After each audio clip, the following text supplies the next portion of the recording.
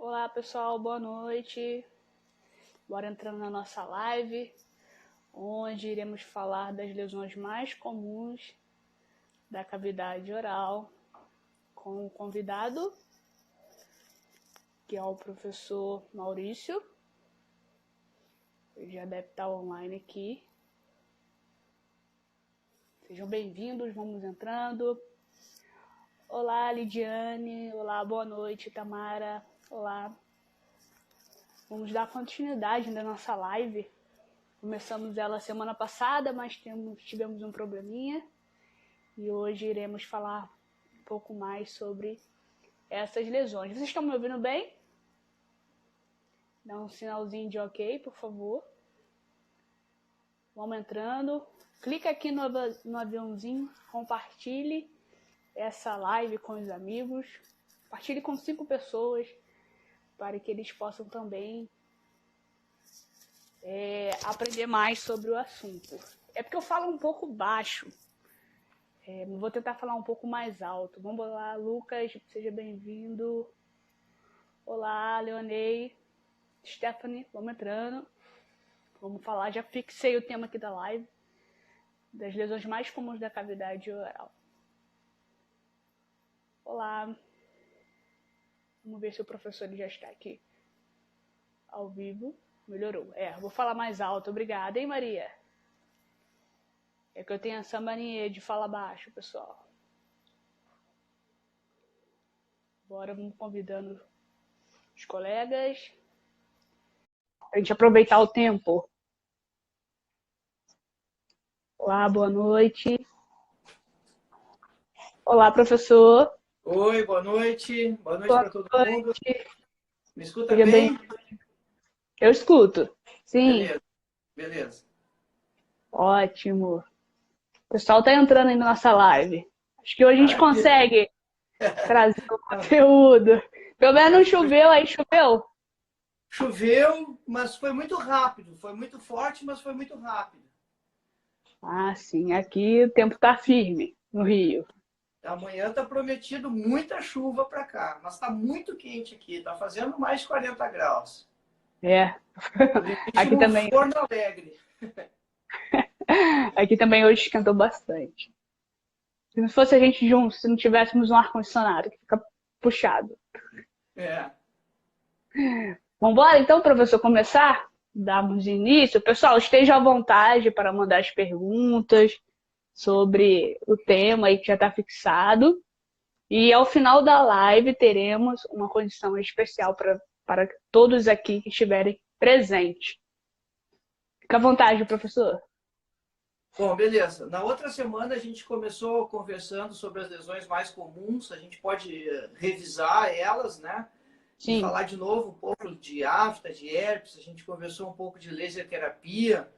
Mas eu acho que vale a pena a gente começar por... Falamos de mucocele, né? De glândulas salivares.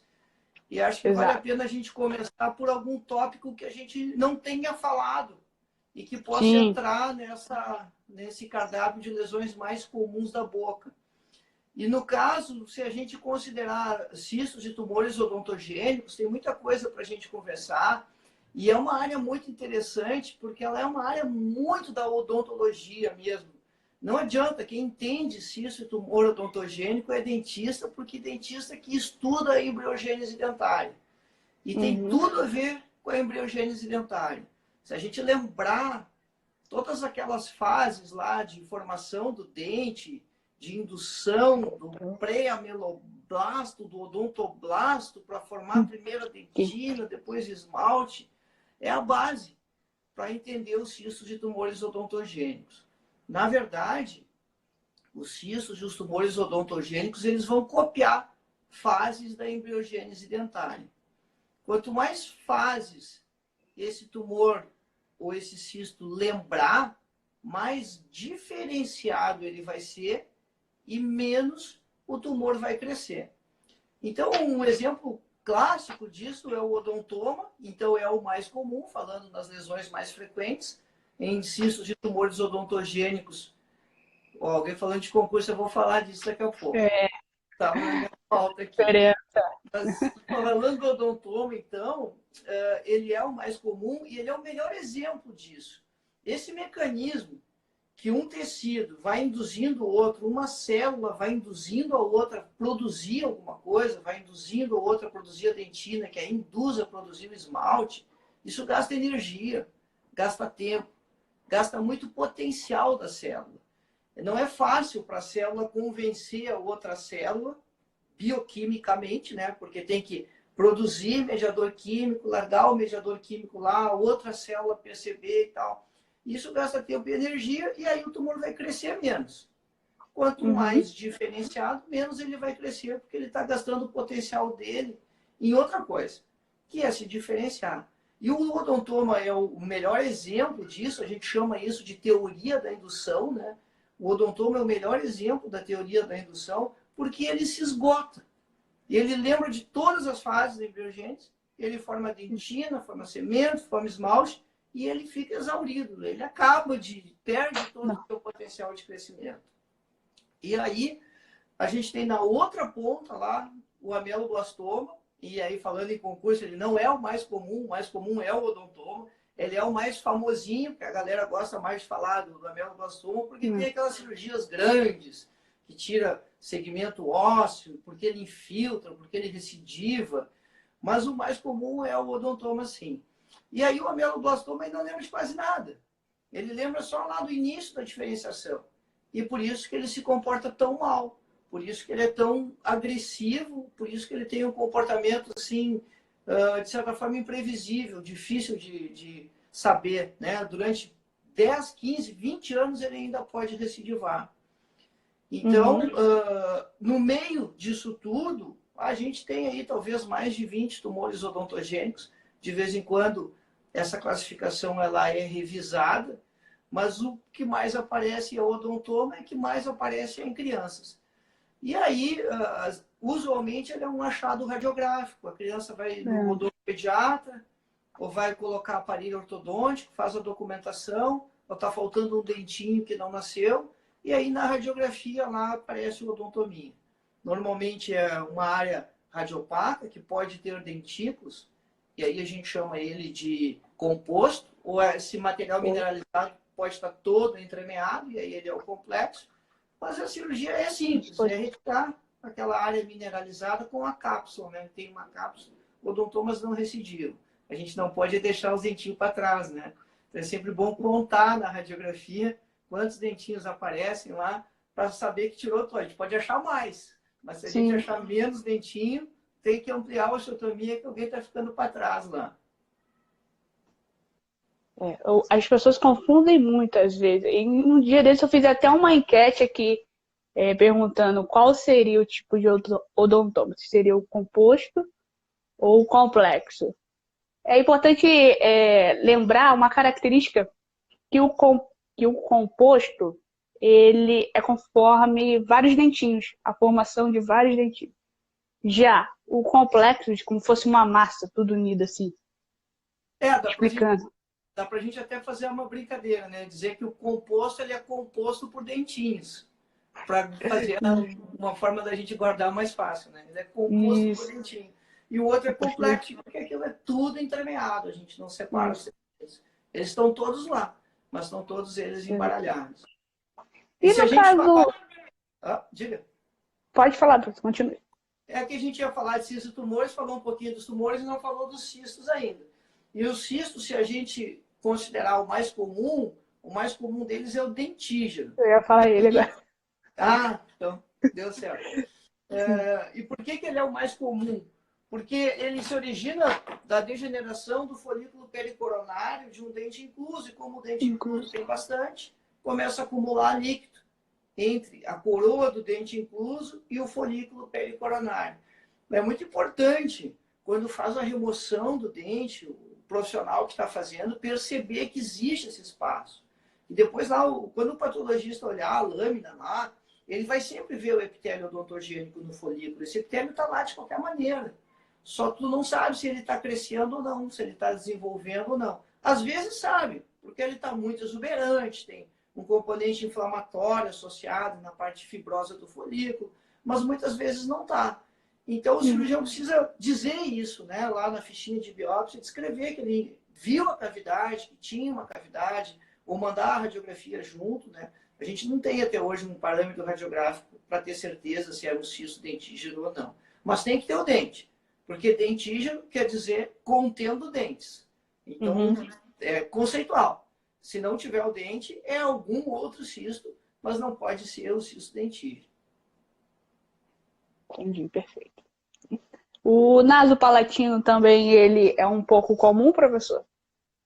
Então, aí a gente entra num outro capítulo aí que são chamados cistos fissurais, porque eles se formariam na zona de fusão do complexo maxilofacial. E aí, durante muito tempo, se acreditou que esse grupo de lesões era muito maior, assim, que existiria também o cisto glóbulo maxilar, o cisto mandibular mediano, palatino mediano.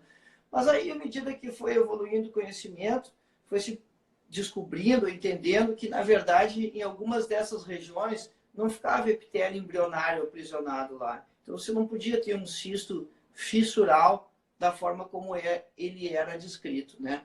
O nasopalatino, sim, existe, e, na verdade, dois daqueles antigos são variações do nasopalatino.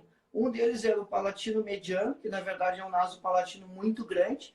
Se a gente pegar livros um pouquinho mais antigos, vai achar lá a descrição de palatino mediano, mas é um nasopalatino grandão. E o cisto da papila incisiva, que é quando ele está bem baixo, bem ali na papila incisiva mesmo, atrás dos incisivos superiores, que ele provoca aumento de volume ali. E é também, originalmente, um cisto nasopalatino, só que está numa posição mais baixa do ducto. Não são muito comuns, não são frequentes de achar. O cisto dentígeno aparece bem mais com mais que frequência. é. Entendi. E aí? Próxima patologia. E aí, pessoal, estejam mandando as perguntas aqui, ficam à vontade. Deixa eu ver se tem pergunta aqui. Sou fã desse professor. Aí, O Felipe. Felipe me segue há um tempão, às vezes manda casa, discute casas e tal. Eu dou uma Bacana, força pra ele lá. bacana. Esteja à vontade, pode mandar as perguntas. Bom, então vamos falar um pouquinho do concurso, né? Alguém comentou aí que cai estômago em concurso, cai sim. Isso, É cada vez procurando. mais que cai em concurso, está caindo bastante. E até, inclusive, há pouco tempo me perguntaram, uma residente do hospital lá perguntou assim, professor, como é que eu estudo estômago para concurso? Cara, é igual a qualquer coisa que tu vai estudar para concurso. Tu tem que estudar a regra do concurso. Tem que pegar o edital, debulhar o edital. O concurso é um bagulho que tu tem que jogar dentro da regra. Não adianta tu focar naquilo que tu gosta da matéria se aquilo não está no edital, porque aquilo não vai cair na prova. Então, o concurso é a estratégia. Estudar estômago para o concurso é igual a estudar qualquer coisa para o concurso. Pega as regras do jogo, estuda com carinho as regras do jogo antes de te preocupar com a matéria, vê qual é o conteúdo que vai cair, vê quais são as referências bibliográficas que está indicada lá, e aí foca naquilo ali. Mas, posso estudar um pouco mais? Pode, né? Mas é para a vida, não é para o concurso. Para o concurso, tu tem que focar no edital. Então, a regra de estômago, ela é igual às outras. E um detalhe que, às vezes, os caras perguntam, assim, né? Eles gostam de perguntar coisas relacionadas a doenças sistêmicas. Porque é o que a gente menos vê, então, para concurso, se aplica muito, né? E, às vezes, assim, cai questões que são bem ardilosas, assim, né? Então, tu sabe que sífilis tem manifestação bucal. Lá na criança que pega sífilis congênita, né? Transmissão da vertical. E aí pode cair pergunta ao contrário, né? Ele vai dizer quais são as manifestações bucais, que é o que a gente costuma estudar, mas ele pergunta as manifestações sistêmicas, que normalmente a gente não estuda. Então tem que se ligar nesses pega-ratão. O que mais que apareceu aqui? Dia a dia do cirurgião dentista. Perfeito, Edna. Eu acho que a estômago, ela tá no consultório de todo mundo. Às vezes a gente não vê, às vezes a gente faz que não vê, o que é pior ainda, mas ela tá no dia a dia do nosso consultório e tem muito trabalho para fazer em estomatologia. É alguma coisa que normalmente a gente não costuma fazer, aconselhar os pacientes num esquema periódico de retorno, de reconsulta, por câncer de boca, por exemplo.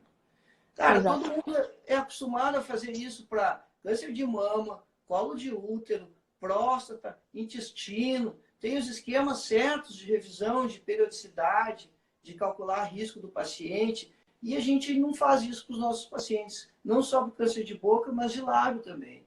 E se cada um dos nossos pacientes, a gente inserir eles no esquema de retorno, ensinar, mostrar, meu Deus, nós vamos ter paciente para sempre, porque vai virar uma bola de neve. E a nossa agenda vai somando, somando, somando. Isso não é um efeito instantâneo. É um efeito que tu vai construindo ao longo do tempo, mas tu vai vinculando as pessoas, atendendo uma necessidade que às vezes elas nem sabem que têm. Exatamente. Sobre Leucoplasia, passou leucoplasia, batida. Felipe, o que fez agora? devo remover só quando apresenta displasia moderada no lápis patológico. Cara, assim, ó, se tem displasia moderada, ela já está classificada lá como um carcinoma in situ. E aí, se ela tem displasia e é classificada como um carcinoma in situ, ela tem que ser tratada como um carcinoma. Então, aí já envolve margem de segurança, porque a displasia ela é conceitualmente um carcinoma in situ. O que é um carcinoma in situ? O carcinoma in situ é uma lesão que dentro do epitélio tu tem todas as alterações do carcinoma. Atipia, mitoses irregulares e atípicas, perda de polaridade, perda de adesividade celular, formação de pérolas de ceratina no meio do epitélio, tudo aquele monte de coisas. O que falta, então, para ser um carcinoma? Falta invadir. Só isso. Falta invadir o conjuntivo. Romper a membrana basal. Né? Que não é a camada basal. A camada basal é a última linhazinha de células epiteliais. A membrana basal ela é uma estrutura do tecido conjuntivo. E é onde o epitélio conjuntivo se une. Quando passou dali, é infiltração. E aí é o carcinoma estabelecido.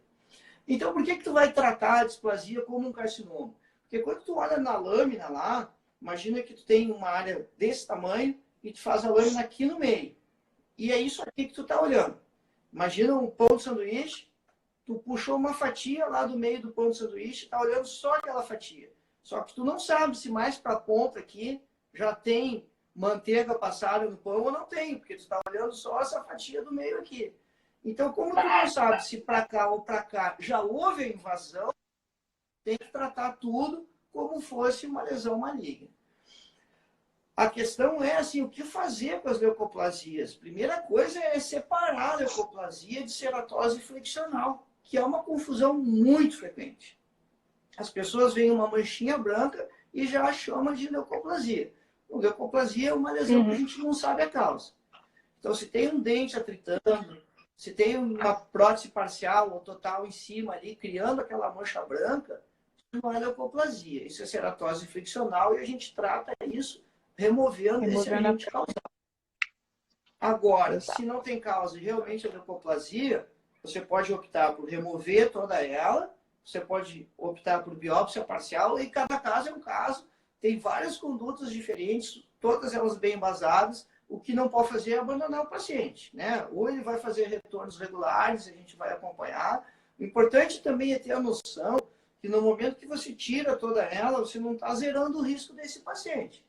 Ele vai ter que continuar em acompanhamento por muito tempo, até a gente ter certeza que toda aquela mucosa não está sofrendo alteração. É um pouco diferente quando a gente compara, por exemplo, com o colo de útero, né, que é uma mucosa bem pequenininha, removeu ali, tá beleza. Não, a boca, a mucosa é muito ampla e ela é muito diferente. A mucosa da língua é uma, do palato é outra, da mucosa jugal é outra. Então,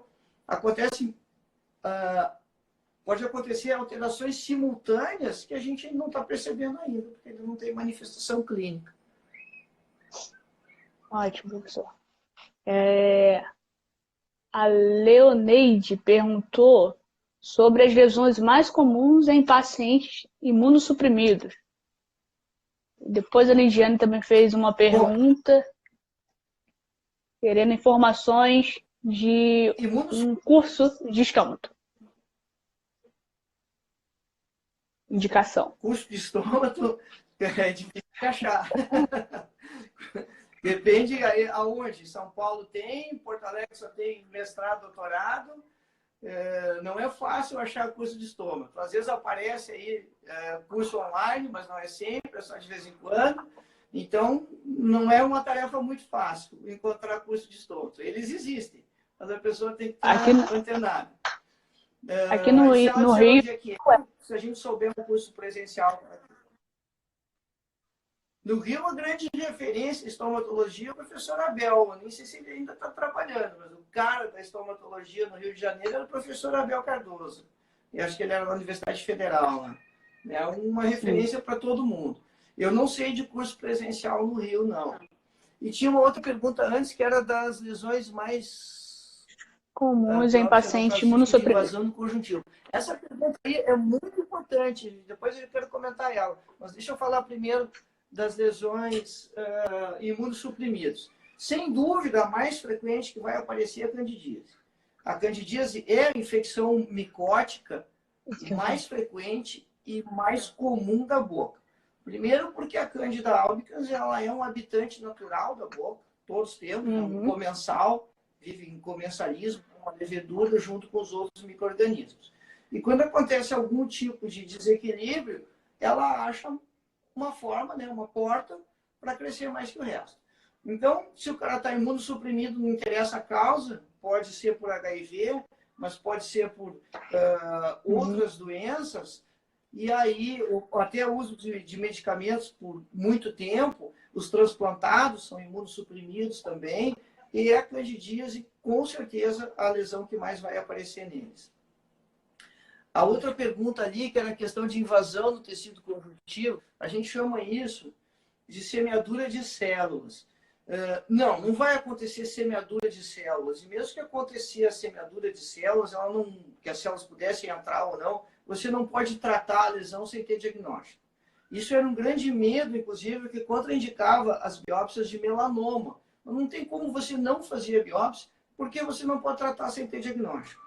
Então, esse risco de você agravar ou piorar a lesão porque você fez a biópsia é muito mais assim uma crendice do paciente, né? Porque quando o tumor é maligno, ele faz a biópsia, aí ele volta uma semana depois para remover a estrutura e o tumor cresceu, aumentou e as pessoas dizem assim, não, isso estava bem até que mexeram. Não, cara, o que aconteceu foi a evolução natural da doença.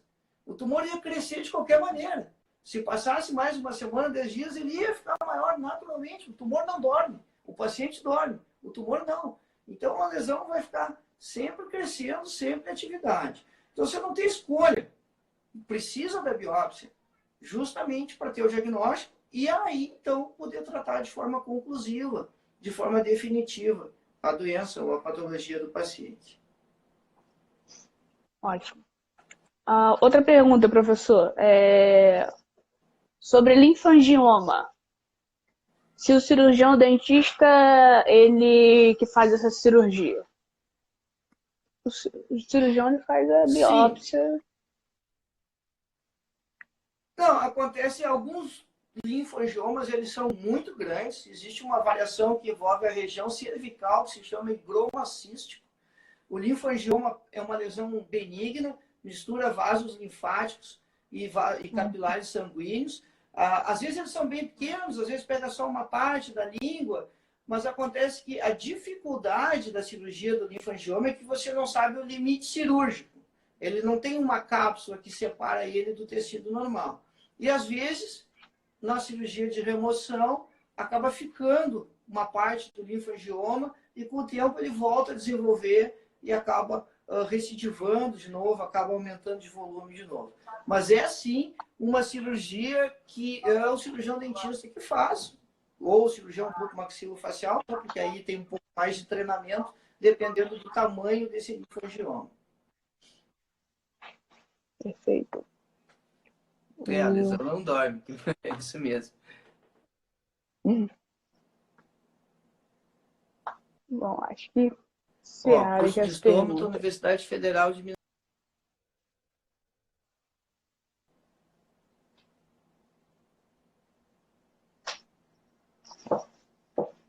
Opa, acho que a conexão está dando um pouquinho de falha.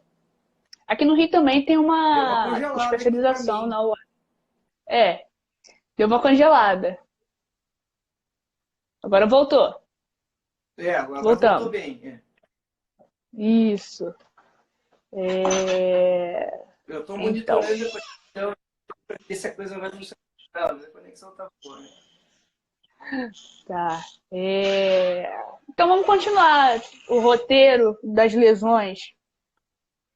Vou falar um pouco sobre. Voltou? Voltou, pessoal? A conexão tá boa para vocês? Voltou. Tem uma pergunta de Amelo ali.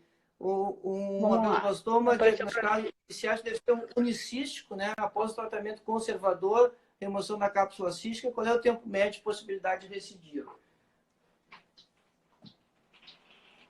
Meu, não tem esse tempo médio, não tem assim. Se você pegar alguns tumores odontogênicos, alguns cistos, a Organização Mundial da Saúde ela preconiza 5 anos de acompanhamento. Para o ameloblastoma não tem essa, é para o resto da vida. E a gente tem um caso nosso aqui, recidiva de 32 anos depois. É óbvio que não fui eu que fiz a cirurgia primeira da paciente, porque eu não era nem nascido. Mas depois eu peguei a recidiva. Então, ele recidiva realmente com muito tempo depois. Qual é o negócio do unicístico? O unicístico tem 3 variantes, uma delas se comporta muito bem, tratamento conservador. Existem, inclusive, alguns algoritmos de acompanhamento do paciente para ter mais segurança e saber.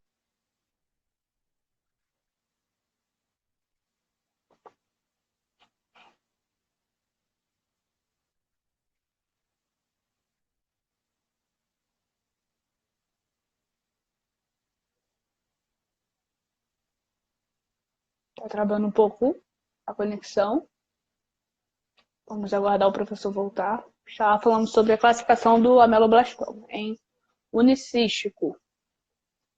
Só um instante que ele vai voltar.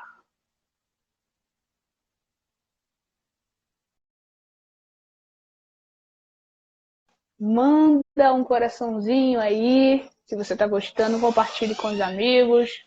Parou tudo, eu sei, mas vocês continuam me vendo? O professor ele teve algum problema. Oi, oi, não me vê? Não consegue me ver, Lidiane? Não me ouve? Hein? Manda um joinha. Vamos ver, o professor voltou aqui. Vocês conseguem me ouvir? Me visualizar? O professor está voltando. Sim, ótimo.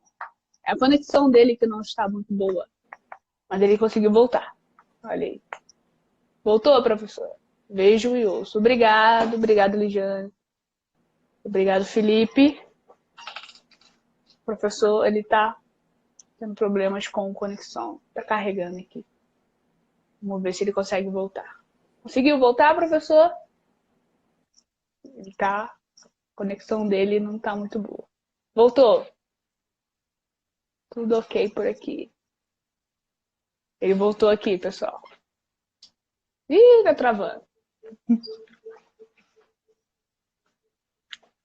Oi, professor. Conseguiu voltar?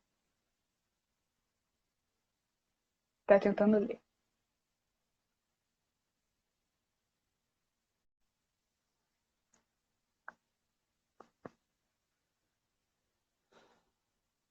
Olá.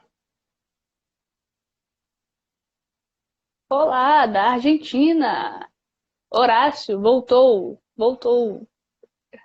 Fala aí, professor. Fala alguma coisa aí pra ver se a gente consegue ouvir o senhor. Aqui, pra mim, o senhor tá congelado. Carregando aqui. Pois é.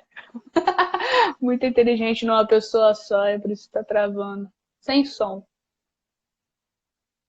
O Instagram não tá cooperando muito com a gente hoje, não. Vamos ver se consigo chamar. Só um instante. Só um instante, pessoal. Fiquem aí.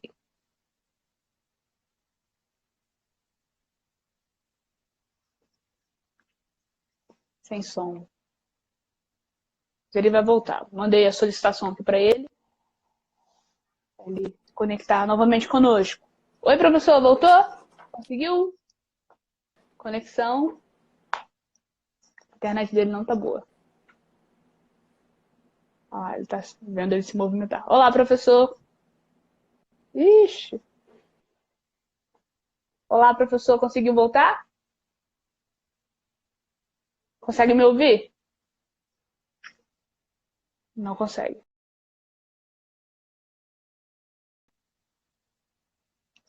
Ele tá brigando com a internet dele. Vamos lá, pessoal. Tenham paciência. É assim mesmo.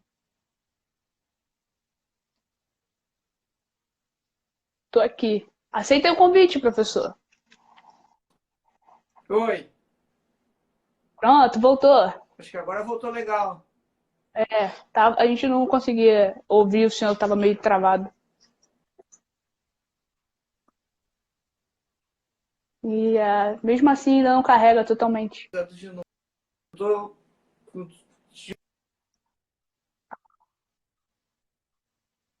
Agora, eu não sei, acho que a minha internet aqui tá boa.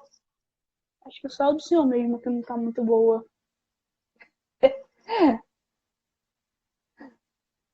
Tava indo muito bem, né, gente, a live. Tem hora que ela dá aquela travada que não empaca que não vai de jeito nenhum.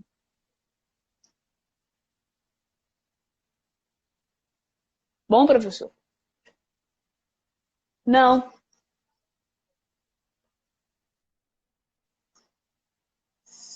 Sim. Não estamos te ouvindo, professor.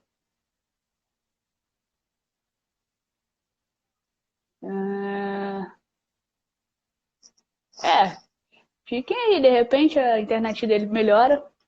Opa, Vamos ver o que a gente consegue poder fazer aqui para melhorar. Melhorou? agora estão me ouvindo? Melhorou para mim aqui, Agora tô vendo bem. sim, tô ouvindo. Tô ouvindo. Mas tem hora que a imagem dá uma congelada. Tenta falar. Não consegue. Beleza. Onde eu que... Aí, Felipe, de novo. Faz Isso uma aí, oração Felipe. aí. Eu vou Reza fazer pra gente aí pegar o sinal. pra essa internet.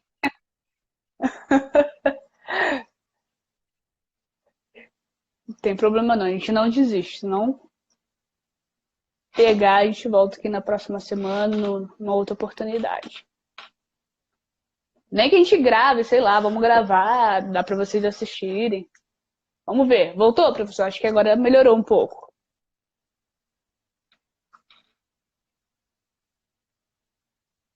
Voltou? Não, Oi, Oi, oi. nada ainda. Não? Agora a minha imagem tá legal. Agora tá boa. Oi. Sim, Não? Não consigo. tá ouvindo? Tô ouvindo, tô ouvindo. Ouvindo e Melhorou? vendo. Onde é que a gente tinha Melhorou. parado? Então, estávamos falando sobre a meloblastoma, sobre o unicisco, a Beleza. classificação. Voltou?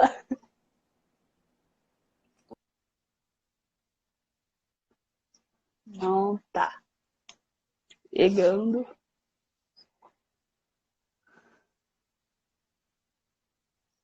Tenta mudar de posição, de repente melhora. A internet não tá colaborando com a gente.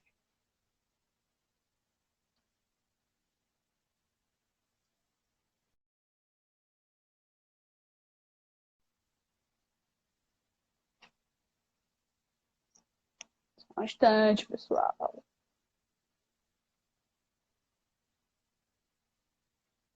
Tentar chamar o professor de novo aqui.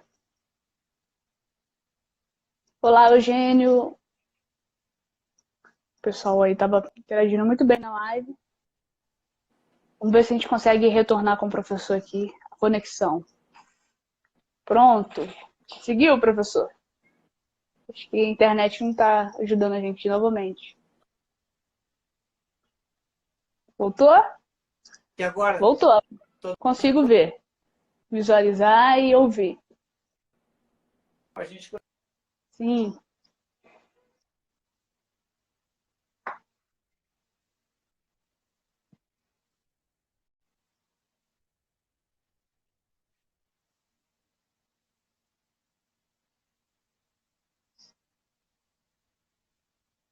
Aqui não tá carregando. Voltou. Ele voltou, mas eu não consigo. Vocês conseguem ouvir ele? Visualizar, ele fica travando. Acho que o áudio nem chega direito às vezes.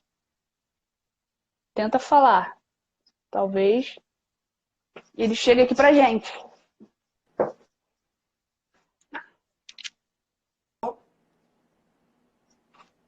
Está... Sim, sim. Ó, tá, eu consigo te ver agora e ouvir, Evelyn. Como é que tá aí o sinal? Eu apareço Sim. bem? Sim, aparece. Agora sim. E o som também. Tá, então vamos tentar. Agora travou.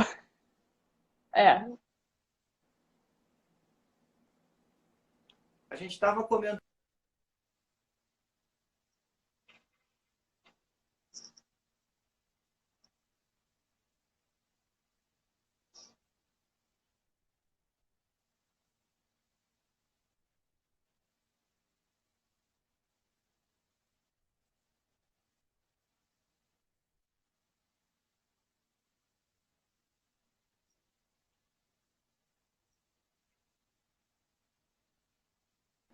Tô no ar de novo, não? Ué, Tá parou tudo, travando. nem vendo. E agora? Agora sim. Bom, vamos lá. Bom, a gente comentava do Amelo, do tempo de acompanhamento do Amelo, né? E a gente não falou ainda das estomatites mais comuns, falou só de candidíase, justamente porque no nosso outro encontro a gente conversou bastante a respeito de afta, herpes, né? Então acho que dá E para o pessoal explorar mais as perguntas, aí se a gente vai de novo para esse lado das estomatites, ou se fala das hiperplasias fibrosas, se fala de granuloma piogênico, lesão de células gigantes, que aí elas já não são tão comuns assim, mas são sempre um desafio maior para a gente tratar, para a gente resolver, né? A gente pode dividir, na verdade, as estomatites em dois grandes grupos. Aquelas lesões que a gente faz diagnóstico clínico, que é herpes, afta, candidíase e líquen plano. Basicamente, é claro que tem muito mais estomatite, só que aí elas não são as mais comuns. E aí a gente entra nas lesões autoimunes, né? Pênfico, pemphigoide, angina bolhosa hemorrágica, coisas que a gente vai ver só de vez em quando. As mais comuns são essas quatro: afta, herpes, candidíase e líquen plano.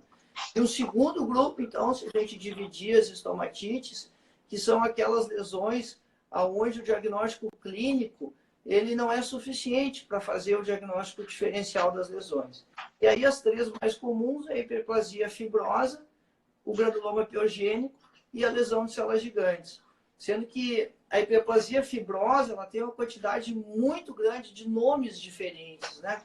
Cada autor acaba colocando um nome diferente. Aí chama hiperplasia epitelial e conjuntiva, hiperplasia por dentadura, hiperplasia fibrosa. Cara, cada livro que você pegar, você vai achar uma sinonímia enorme e a lesão é a mesma.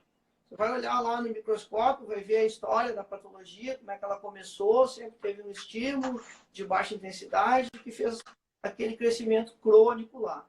Então, na verdade, é tudo a mesma lesão. E aí, nesse grupo, com essas três lesões, o tratamento se confunde com o diagnóstico. Porque no momento que você está tirando a lesão para mandar examinar, para saber o que é, você também já está tratando o paciente, já está resolvendo o caso, porque você já está eliminando a lesão. Aí tem alguns detalhes, né? Como o granuloma piogênico, uma reação inflamatória assim, muito intensa, exagerada, com frequência ele tem um fator predisponente, que às vezes pode ser só placa bacteriana. Às vezes pacientes que têm uma higiene boa, mesmo assim fazem granuloma piogênico, mesmo na papila ali. Às vezes tártaro, às vezes tem aresta de dente que induz, né, dente fraturado, mas tem que identificar esse fator, né? Se o paciente tem tártaro, tem placa, tem que tratar a bolsa adequadamente, tem que remover a placa adequadamente, porque senão recidiva. E é sempre muito chato quando a gente trata uma lesão que o tratamento é cirúrgico, a gente operou o paciente e a lesão volta e tem que fazer de novo. Às vezes isso acontece mas não é o ideal. Se a gente puder antecipar ou minimizar esse risco da recidiva da lesão, a gente deve sempre fazer isso. E o granuloma piogênico é um cuidado fácil de ter, um cuidado odontológico, né? A gente tem que tratar a bolsa ali, fazer a remoção de tártaro adequadamente, um pouco diferente da lesão de células gigantes. Porque a lesão de células gigantes, aí a gente abre um capítulo interessante aí, um pouco mais complicado. A lesão de células gigantes, ela pode ser uma manifestação do hiperparatireoidismo.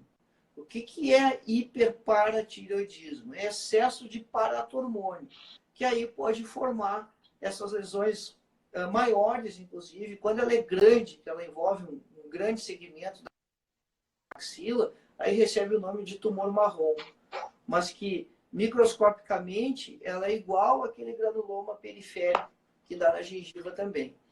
Então, o paciente, quando a gente tem esse diagnóstico microscópico de um granuloma de células gigantes, a gente precisa investigar o hiperparatireoidismo, né? Solicitar paratormônio, um exame de sangue, é fácil, é só pegar o receituário e solicito PTH, solicito paratormônio, né? E a gente vai ter o resultado. Se tiver alterado, aí não é mais competência nossa.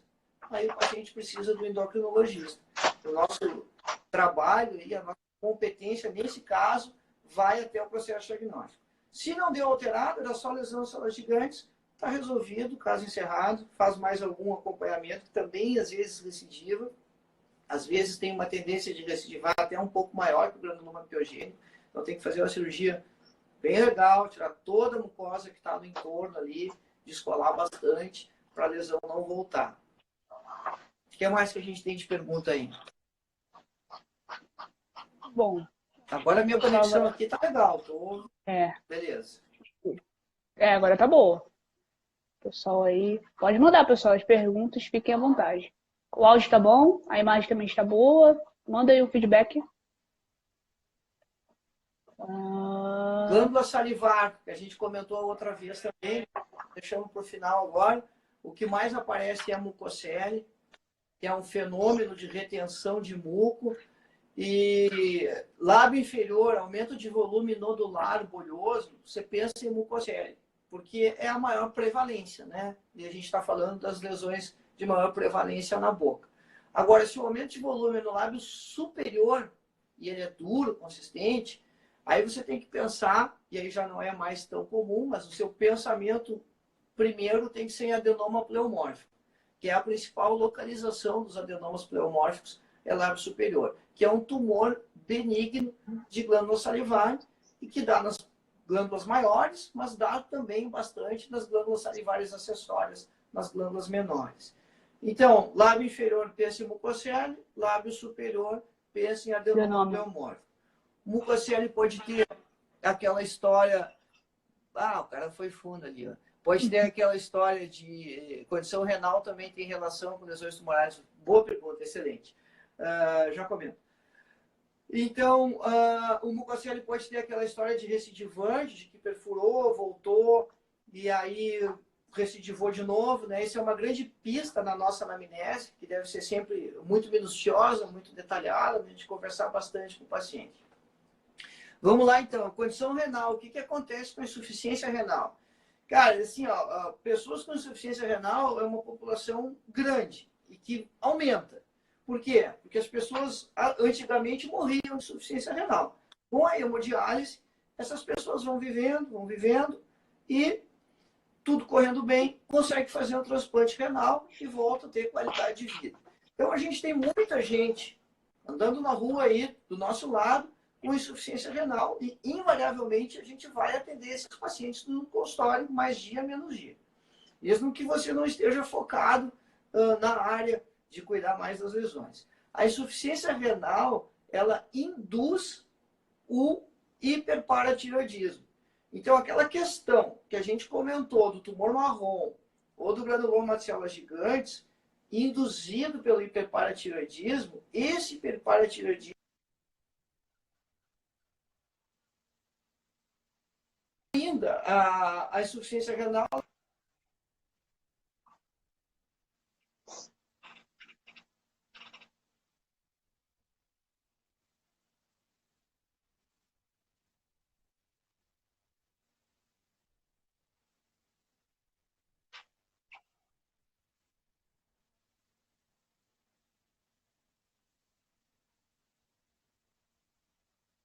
Sem áudio. Tem hora que a conexão dele não fica muito boa, Voltou? pessoal. Tenham paciência. Pedimos a compreensão de vocês.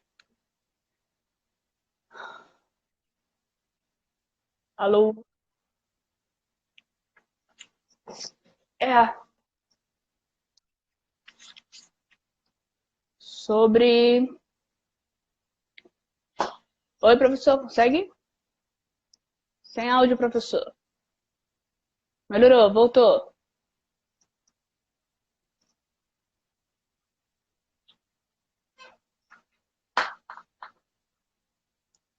Sem áudio, professor.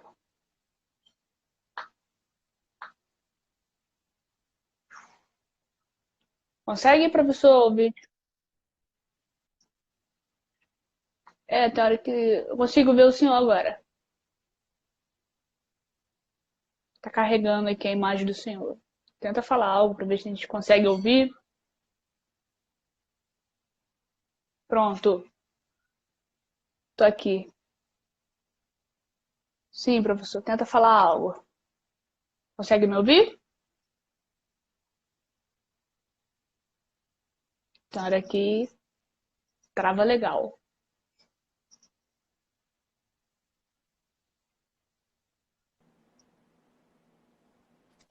Opa, opa. Vamos esperar o professor retornar aqui. Bom, ele tá ali, ó. Professor Maurício. Consegue me ouvir, professor? Consegue me ouvir? Agora voltou? Agora eu tô te vendo. Agora sim, Sim, tô te ouvindo e vendo. ótimo. Olá, Ivan, boa noite, Tá, seja beleza. bem-vindo. Tá, eu tava comentando a pergunta sobre. Eu estava comentando a pergunta sobre insuficiência renal e o aparecimento do tumor marrom, o aparecimento de tumores em geral. Eu não sei até que ponto a galera ouviu. Travou? Então, acho que eu vou. Travou de novo? Não, Para mim tá voltou legal agora. aqui. Isso, voltou. Voltou? Isso, tá Fala, bom. Ivan. Faça a pergunta aí, deixa na fila aí, que daqui a pouco a gente responde ela. Insuficiência renal induz o hiperparatireoidismo. Então, o paciente que tem insuficiência renal, e esse é um universo de pacientes cada vez maior. Antigamente as pessoas morriam de insuficiência renal, hoje elas fazem hemodiálise, depois fazem transplante renal e continuam vivendo muito bem, tocando os problemas que a insuficiência pode induzir. Um deles é que a insuficiência renal pode induzir o hiperparatireoidismo, que a gente comentou antes. Então, é o excesso de paratormônio produzido pelas glândulas paratireoides. E aí, o hiperparatireoidismo induz o tumor marrom. Então, vê que uma coisa engrena na outra. Você tem um problema gerando o outro. E aí, não adianta você operar o paciente, remover todo o tumor marrom, porque ele vai recidivar. Você vai precisar fazer biópsia, porque você precisa ter o diagnóstico, precisa saber o que é. Mas não adianta você planejar uma ampla ressecção na expectativa que você vá curar o paciente. Você precisa primeiro tratar a patologia de base. E quando resolve a insuficiência renal e resolve o hiperparatireoidismo, o tumor evolui, evolui, evolui, e muitas vezes ele acaba curando, realmente desaparecendo. Mas a biópsia vai ter que ser feita, porque não tem como ter 100% de certeza se é isso mesmo, sem fazer a biópsia antes. Então, da biópsia a gente não escapa. Mas a insuficiência renal é capaz de gerar esse problema, sim. O tumor de células gigantes ou o granuloma de células gigantes. Perfeito. Pintou mais pergunta aí? Pintou. Mas vamos falar, professor, da oportunidade que o senhor vai estar dando aqui para quem estiver na live, para os meus seguidores, acerca do conteúdo do senhor, do curso de inflamação. Aproveitar a oportunidade, estamos com 22 seguidores aqui, alunos presentes na live. O professor ele fez uma oferta aqui para os Beleza. alunos. Fica à vontade, professor, para expor. Alô. Tá me ouvindo? Trancou de novo. Tô sim. Voltou. Voltou. Tô conseguindo ouvir. Então, pessoal, O professor, vocês já viram que ele tem uma excelente didática e vocês podem ter acesso ao professor, ao conhecimento dele, com o que ele vai explicar aí para vocês agora. Sim, voltou, professor. Fica à vontade.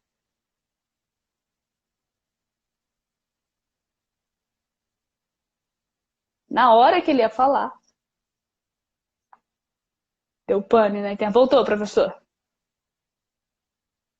Voltou. Cadê? Olá, Melissa, Carol. Deixa o professor voltar.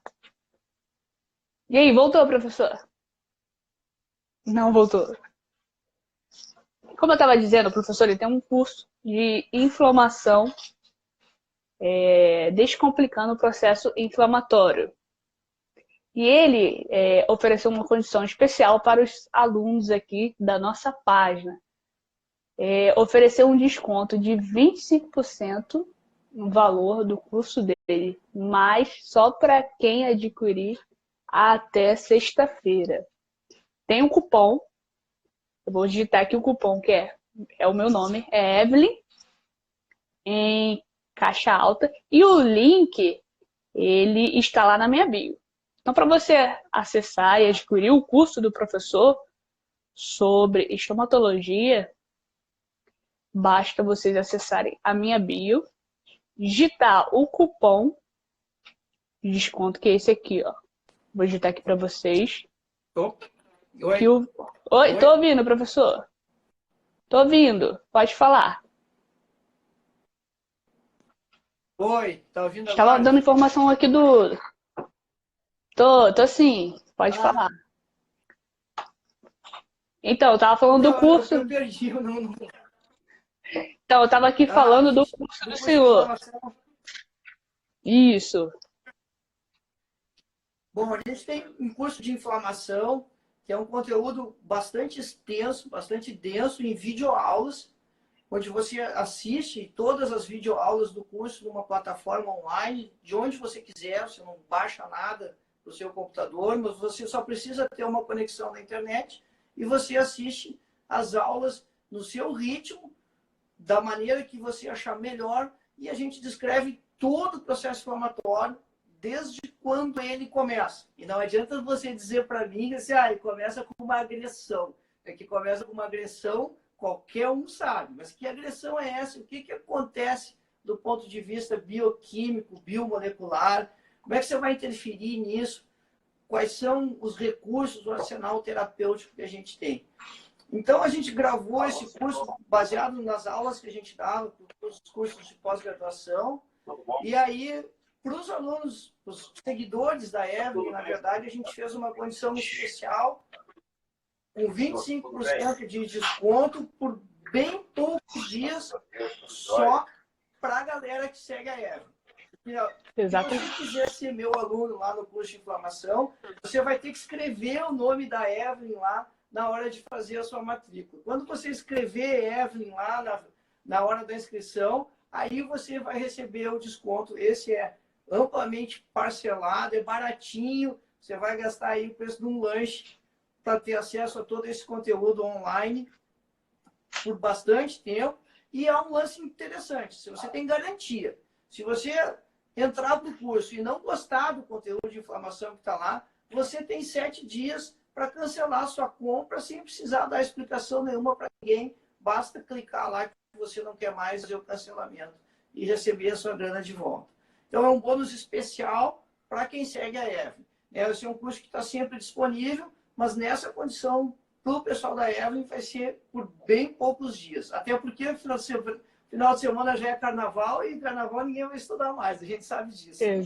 Exatamente. Mas o conteúdo fica lá. Você vai ter acesso, você vai ter acesso ao curso por 3 anos. Então, pode olhar, estudar bastante depois do carnaval, ver e rever as aulas quantas vezes você quiser, indefinidamente, dentro desse período. Perfeito. Agradeço a oportunidade e aproveitem, pessoal, por tempo limitado. Aqui, aparelho ortodôntico, 3 anos, tem um tipo de estalo, abrir e fechar, pode tomar certo. Ivan, você está fazendo uma luxação anterior redutível do menisco. Isso não é estomatologia, mas é por aí. Tá? A luxação anterior redutível do menisco do disco articular. Quando a sua articulação está movendo para frente aqui, o côndilo está passando em cima da borda do menisco e dá o estalo. Mas aí, mais detalhes, precisa examinar o paciente. Né? Mas, pelo que você descreveu, é isso que está acontecendo contigo. A gente tem que procurar um bucomaxilo. Também a especialidade do professor. Excelente. Estamos batendo no final aqui da live. Faltam apenas alguns minutos. 3 minutos, né? Então, professor, acho que foi uma live bastante produtiva, né? Os alunos, eles... Temos 3 minutos. Tem que passar o link para a galera lá que quiser entrar no curso. Sim, eu falei para eles antes do seu explicar, eu falei que o link está na bio, está lá na minha bio. Quando vocês entram na minha página, vai estar lá o link na bio. Eu vou botar nos stories e finalizar o arrasta para cima para vocês acessarem diretamente a página do professor, tá? Do curso, com cupom de desconto. E qualquer dúvida, me chama via direct ou o professor também lá, tá? Sabe se começou há 1 ano, 1 mês, 1 mês e meio. Sim.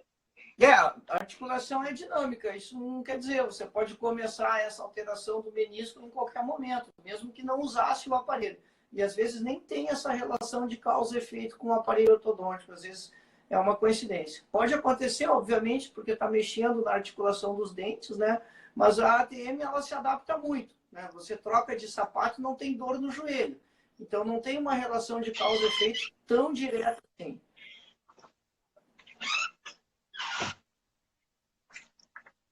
Isso. Felipe, vou te dever a resposta do HPV neoplasia maligna. Eu acho que não vai dar tempo.